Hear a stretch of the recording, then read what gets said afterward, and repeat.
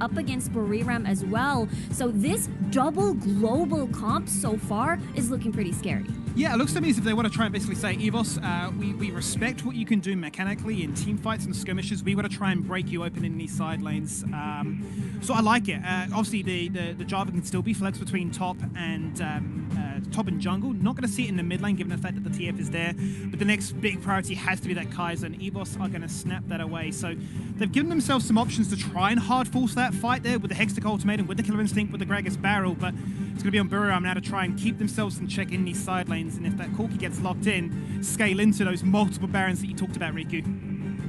Yeah, I can't imagine all of these 5v5s, everybody going to be clumped together, considering that EVOS is going to have possibly a 4 melee composition.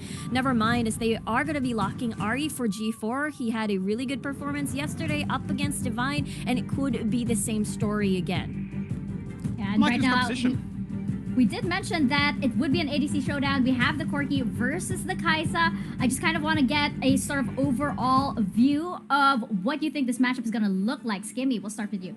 I think BURIRAM, you really want to witness how good they are in hitting those side lanes. You want to make sure that Galio and TF, once they hit level 5, that first ultimate has to have some impact. They have to try and play around this J4. He has to be that initiator to say, we're going to this lane, we're going to bully, it's going to be a 4v1 dive, and that's going to find success. That could be a kill, that could be an objective like a Herald or Drake, or it could be a turret. They need to try and explode into this map. Otherwise, I think if they go a little bit too slow and bank on this Corki just becoming a scaling pick, it has been punished. And I think a team as well orchestrated as EVOS have the tools with their draft to say that we can punish it well. And Riku, any final thoughts? For me, just look at the early 5v5s on Rift Herald. AD carries are going to rotate. EVOS should not fight in choke points, or else they're just going to receive all the bombs from Kinemon.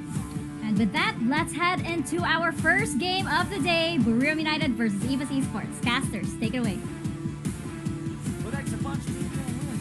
Into day number 2 of the playoffs with 2 of the Thailand region teams, and it's so exciting. BURIRAM United and EVOS Esports. I'm Game Anderson, and with me is TJ. We're about to get into this, and we've talked so much about this bot lane matchup, TJ. I don't know what more we could say. Yeah, I mean, Kinemon versus Cat Satan, 2 of the greatest AD carries are going to go there in the world, Grandon. Oh. And this entire draft is built around them. You have G4, you have Archony, 2 of the best supportive mid laners in the world, granted. And they're both playing characters designed to get down into that bottom lane and create an advantage. Thipper and Noel, 2 of the best top laners, I'll say it, in the world, granted. They're both on more tanky, supportive characters. They're not going to be doing much in the top side.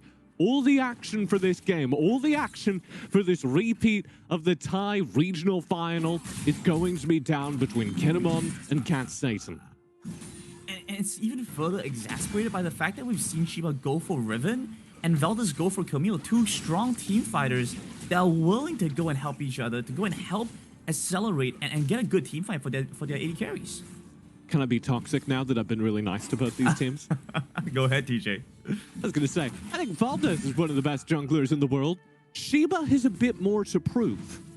EVOS, of course, the reigning champions here in Southeast Asia, do come into this tournament with the crown kind of over their heads as the SEA Summer Cup champions. And I think that... Okay, I'm getting very distracted. What a dive here in mid. Yeah, they dodge away from the hook shot, so EVOS won't be able to convert that into a kill, but a strong start nonetheless. That was just a very strange mid-presence from Shiba. And this is, I guess, what I was about to talk about, which is there's no reason for BURIRAM to be able to rely on their jungler in the same way that EVOS can, frankly. Valdez is a solo duelist. He's really good at ganking. He's really good at finding supportive picks. Shiba, at best, has been a team fighter, has been a supportive player. He's not created the same kind of map control. And that's why there's a lot of pressure on his head in this matchup to do exactly what he's starting to do right now and get out into lanes, influence his AD carry, because Kinemon's Corki is very likely going to be make it or break it for BURIRAM. Sure, he's assuring the safety of Cat Satan and Rich in the bot side, but this is also allowed for them to make a quick recall timing, head back to base, grab a couple of items, come back refreshed and ready to fight again. And so BRU also going to try and reset now, get some time and get some tempo back. We do also have one other pick I want to touch on before we leave the draft, and that's going to be this Twisted Fate for Archony. And I'm a little, I don't know, I've got a question mark above it for two reasons. One, Archony had a pretty disastrous, we're going to see a mid-pick here again. Yeah, they're moving in quick. There we have the hook shot. The Hextech Ultimatum is online early for EVOS Esports. So they're looking for a fight, but support is going to be there, blocks you, and stops you in place. So Archony had a pretty disastrous play-in stage, repaired by a pretty incredible group stage. But one of the things that went wrong during play-ins was we never saw him get out of lane early. He would tend to play really passive, which is exactly the opposite of what you need to do on Twisted Fate, where you need to be leaving the mid lane and joining your jungler. Combine that with the fact that Shiba, as I talked about, isn't a very aggressive jungler, and I'm worried that they're not going to find maximum value out of this Twisted Fate. Especially when G4 has drafted Ahri into it, which is the character and a matchup designed specifically to hunt down and kill that Twisted Fate in duels, in 1v1s. Sure, and we're starting to see it now as well. I mean, the fact is, Archony's holding on to his ultimate, but he hasn't been looking for much of a window. But down bot side, supporters looking to start things off. Shiva's right around the corner, ready to potentially engage, but it's still a little bit too difficult to find it. And we told you that all the action in this game, Destiny Gate open. Actually does use it at top side and finds the catch on the top lane. And very risky play from Thipper, disrespecting the teleport from Archony, as he just goes in for a very low HP 1v1 versus Noel, staying to the edge of his health bar, and you can't do that versus a Twisted Fate team. Which makes me think that EVOS had kind of the same read we did coming into this, and they weren't too concerned about Archony teleporting. Archony has set the baseline now, set up that he is going to show up in those side lanes, and EVOS will have to play careful as a result. They're going to play carefully, but they're still going to try and pick up the dragon. It's going to reset in time, so EVOS have to reset and not try and commit to this. I say that, but Valdez is going to continue again. They've given BRU the opportunity to come back towards the dragon and try and prime and get ready for this. And this is where it's so terrifying to play against Twisted Fate, because every gold card that Archony throws is going to get converted into a kill if there's follow-up. Gold card and Twisted Fate is terrifying around this window in the early game. But I see what they were trying to do. They were buying time for Tipper to come back. He's respawned back towards the dragon pit. Both sides playing towards this. It's Valdez that starts it up again, though. So EVOS Esports are in the pit looking to try and fight for this, but they bought enough time. Support's going to be the one to initiate first. Hextech already comes up. They're locking down the Shiba. Try to take down the ribbon. Flash away from the charm. Survives long enough, and they build up time for the shield to come across the hill's entrance. Blocking off EVOS Esports. Richards had the flash. The second, the third. Velda stuck in the pit. They're taking down Tipper. Round number 2. He's sent back to base. BRU's coming in strong. Catch it and trades back for 1 with the gold card. Back on the Rich. Charm comes across onto Archony. Stomps him, but still, BRU will win the dragon fight. And both AD carries get a kill there, but Kinemon is the only one that was actually in that fight. Cat Satan spent the entire team fight zoned off over the wall at the bottom side of the map, arriving to finish off a kill at the very end. And BURIRAM get a massive advantage out of that as their main source of damage. The character they're trying to scale up throughout this game just gets to sit at the back of the fight and pump out the numbers. And EVOS Esports, they're not content with how that one turned out. They're back on the dragon again, but look at the ultimates. I mean, Archony, the fight's gone on for so long, the Destiny's back available, and it's just down to Tipper, it's just down to Katsian to maybe make something happen. Once again, supporter will be the one to initiate. Shiba's right there by his side, ready to provide some assistance if they need it. It's a 5v5, a full man collapse. They're onto the dragon. Who's going to grab this? It's going to go over the BRU, and the fight turns onto EVOS as well. Destiny Gate over the other end, taking down Valdez first. Jungler dead, jungler gone. Tipper tries to trade back. The big one won't be enough to take down the Darius, but still finds a lot of damage. Archony, that was one of the sickest Twisted Fate plays I've ever seen. A short-range teleport over the wall to reposition, not out of the fight, but to safety, to get him in with the team so that he can still contribute. That's why Archony has the fewest deaths of any winning mid laner in this tournament. He does not die because his understanding of positioning, his understanding of how to dance at the edge of team fights and still contribute to them is next to none. What's this? Back of the fight, all of BRU are zoned into the dragon pit. They have no way to get out, and it's dangerous. So Archony teleports out, lands a gold card, perfectly stunning up Valdez, and guaranteeing the kill. I'm gonna give a little bit of credit to Shiba. I feel like the Riven was able to buy a lot of time and space so those plays could happen. As I say that, you can never praise these players, TJ. Never ever, because look at him, he's gone. They always disappoint you, Grandin. The Just moment like I my see father. it, TJ, it's just not fair. Well supported, he's back for the re-engage to find the catch on the tip of first. Once again, looking to take down this Darius early on. Reg is looking low as well. Valdez won't secure the Rift Tower, but over on the other end, you still have to worry about the Darius. They're coming in big, taking down 3 on the side of BRU. A very good fight win for EVOS as BURIRAM overextend. The second G4 finds that initial kill, you need to pull the plug. You're not going to win that fight once EVOS have a tangible advantage on the map, because raw numbers-wise, Cat Satan is doing more damage. Cat Satan at this game state provides more damage because not only does he have the first item matching what Kinemon has, but he's also got the first evolution of Kai'Sa, that Q evolve, adding just a little extra 10% on top of first item. So he's matching and then getting that extra from the Kai'Sa Q evolve, from the Kai'Sa Acathian Rain evolve, to do massive damage in these team fights. And EVOS are always going to win a fair fight, or definitely going to win an advantaged fight, such as when they find an easy kill early thanks to G4's charm.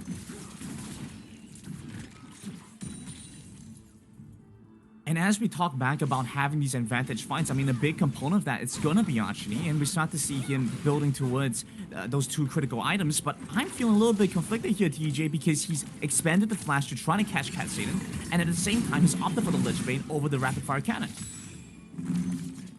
Yeah, Archony is going for a little bit more damage here. That's what that Lich Bane versus Rapid Fire Cannon thing is.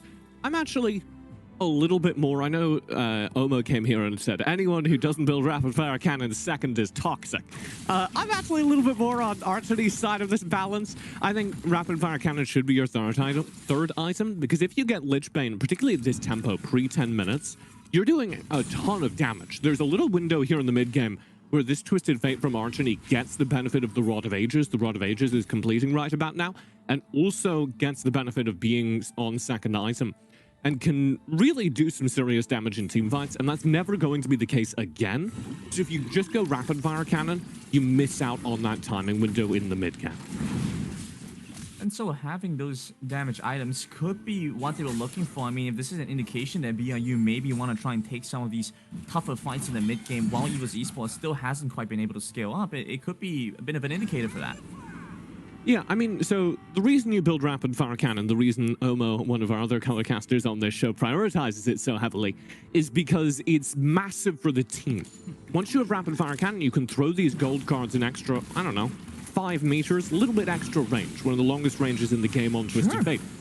Oh, and that's going to be dangerous because G4 demonstrates how Engage can start these fights.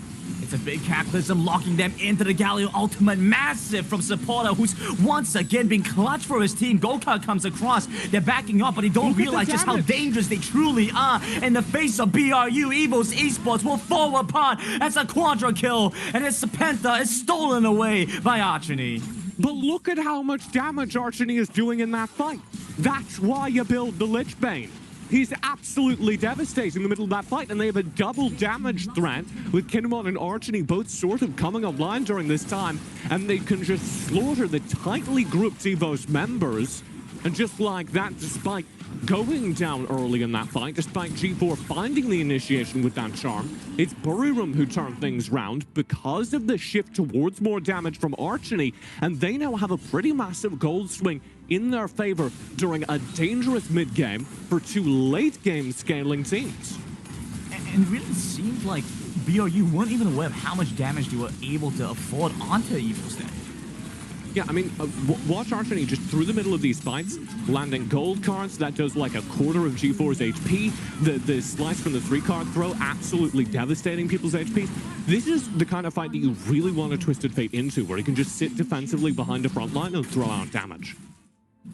And because of that, well, now BRU are looking stronger than before. Second dragon to them as well, and well, it's looking pretty decent for them overall. Here we have it. I mean, it's been difficult for them. They've been looking to try and catch the Porter, but he's so tanky and so difficult to take down. And one of the things we need to pay attention to, of course, is where all this gold is going. Because this entire mid-game, as I touched on earlier, is building towards the late game for both teams. Both teams see a universe in which they are carried by their bottom lanes. Cat Satan and Kinemon, arguably, unarguably, the two best bottom laners in the world at this point. So, We're going back on it. I'm hitting it. So, what you need to look for as you're looking at this chart right now at the bottom of your screen is which one of those two bottom laners has more damage, has more effective gold on the map. And right now, by a country mile, it's Kinemon, who's had a fantastic start to his game, particularly with that last team fight where he got 3 kills. This is Four, in fact. 4 kills. This is just an absolute shopping spree for him, and he's completed both of his early crit items. He's probably also going to go IE here, and especially once he's completed IE, but already now that he's completed his first 2, he's just going to be able to devastate people with his standard auto attacks. This is kind of a movement check, though, because Corki doesn't have a whole lot of mobility in fight. He has the Valkyrie, and that's a one-stop shop. So pay attention to how he paths through the fights, how he's maneuvering in hectic team fights. If Kinemon's able to just kind of glide through the team fight and throw out the auto attacks freely, they'll win, BURIRAM will win. If he gets shut down early, and EVOS do have the tools to do that. They have Valdez, they have G4, all of whom are going to try and dive. So if they're able to get on and shut down Kinemon early or force him out of the fight, then EVOS will win. And before we even get into those next big team fights, I mean, EVOS Esports are doing a great job responding by reacting in the side lanes, having Tipper continue to take down these turrets, and he's able to force Noel out, bull him out of lane. And EVOS are so good at this. They're so good on the map. Just not even needing to teamfight, generating gold from the way they're maneuvering. They find those 2 side lane turrets just by forcing BURIRAM to defend mid, and then showing up in the side lane, winning the 1v1s versus the more defensive Noel. And that brings the gold that was kind of a drastic lead back down to striking distance, back down to, okay, Cat Satan can maybe trade even in these fights. You're going to have to watch out for what Cat Satan's doing on the opposite end of that kind of AD carry duel. And that's going to force this. BURIRAM need to start a fight. This is a nice catch on the Rich. I'm not sure if they have the damage to take him down. Blade of the Exile won't be able to connect, but forces the flash. A big initiator from Rich away. Here we have it. Noel's coming across. Tipper is going to be massive if he gets the solo kill here. Flashes in with the upper hand. Locks down that kill for the side of EVOS Esports. But BRU have his number. They've taken him down as well. Supporter commits his ultimate just to be safe. But we have the Charm coming across from the other end. They look to take him down. Kinemon's immediately obliterated in that fight. Where did he go, TJ? I don't see him. Valdez will fall. G4 looking to output as much damage as he can. The Charm misses out onto Shiva. It's just down to this Ribbon, who's trying to get over the wall. One more jump. Hops over. G4 chasing after the Killer Instinct right hot on his tail. And they've taken down Shiba for a 4th kill for EVOS. G4 makes the difference again. EVOS lose the skirmish battle. Valdez tries to get in, is denied by a great gold card from Archony. And G4 shows up. He finds a solo kill on the Charm. He dances forward into the fight, spreading his damage through everyone who's in the area, forcing Archony to run away and guaranteeing EVOS a path back into this game, as with that Drake pickup, they've now evened the gold up. We're dead even. It's the best versus the best here, honestly. We're seeing such incredible standout performances, but it comes down to who's better able to coordinate these fights. And the marksman... Watch G4. I mean, Kinemon's just gone. Boom. And that's the key target, like I talked about. If Kinemon goes down, these team fights are easy because they have more damage minus Kinemon. It looks like they hit a repeat this again. They weren't happy about that. The gold card's going to be used on a Wolf, so... That's gone. That's not an option anymore. EVOS Esports going to rotate back towards the Baron. Doesn't look like they're going to start it up, though. So all of BURIRAM's damage at this point in the game is in Kinemon, is in this one backline carry. Charm comes across, and Cat Satan's here to provide the damage for EVOS Esports. Conversely, for his team, G4 almost goes down off the back of a Charm there. And over on EVOS, it's a little more spread out. You can see G4 doing damage. You can see Thipper doing damage. Cat Satan doing damage. None of them quite equal what a late game fed Corki can do. None of them are quite up to that standard. But it is more than enough to dominate the team fight if Kinemon goes down, which makes this the greatest game of Protect the President in the history of Wild Rift. They have one person they need to escort. It's Dwayne "The Rock" Johnson, and he's got to get to his red carpet on time. Otherwise, Kinemon's going to be very disappointed. And looking at this, TJ, it's Hourglass versus QSS for Kinemon and Katsune. It's a very different priority on how they intend to survive. Flashing in, Kinemon's Tipper's gonna get the catch off. The Killer Instinct comes to the back, takes down Archie. The fight kicks off with EVOS Esports already up a man, and they're looking to take down the rest as well. Kinemon tries to dash away with the back line with the hook shot coming across, looking to take down this Corky. One more auto attack will find it, but it's a triple kill. He still has the damage to keep things going. G4 will go down. How Rich did he do gets that? flashed on Noel. He's still fully topped out. I mean, how could his fight go this way? How did Kinemon do that? He arrives in a losing team fight halfway through and finds 3 kills to turn things around for BURIRAM, and they're going to turn that into a turret, maybe even into an inhibitor turret. It's just Rich. I mean, they look and take this down right now. Ignite goes on the wrong target, so Shiba's still very much taking it alive, but Noel is dropping down low. Shiba's dropping low as well. I mean, Rich is chasing after, flashing forward. The body slam comes across. One more auto attack, but he flags and drags away with the blade of Exiles and the broken wing. Dodges away from the damage. He gets the kill. Rich, a heroic effort by the support Gragas, but he just doesn't have enough damage. He did a great job underneath the turret though. He didn't actually focus on getting the kills, he focused on killing the minions. Because if he knew, if Rich can kill the minions, then BURIRAM just have to back away. And his heroic efforts, Rich's heroic efforts, keep EVOS in this game dead even pretty much. Their turret is down to half HP. But it's not gone. There are no super minions on the map. They're moving on to Baron quickly. EVOS Esports need to respond to this. They know it's happening, and Tipper, he's running in first, but you have to deal with Supporter, who's in your face to begin with. Noel's going into the back line, trying to deal with Valdez. Gold card not ready as the blue card comes instead, but you still see the crowd control laid in from Kinemon. Watch out for Corky. Kinemon's coming in big. And they've taken down the 3 on the side of EVOS Esports. Rich just barely responds, but it's too little too late. What a great play by Noel, getting into the back of that fight and splitting it in 2, which is critical, because if you remember, I told you that EVOS's damage is more spread out, and Cat Satan didn't contribute to the front lines now, because he was busy dealing with Noel, who was just running at him, and Noel doesn't have any damage, but Noel does have a really fat health bar, and that's enough to mean that EVOS can't kill him, while BURIRAM just gets to devote all their resources to a frontline fight they're guaranteed to win.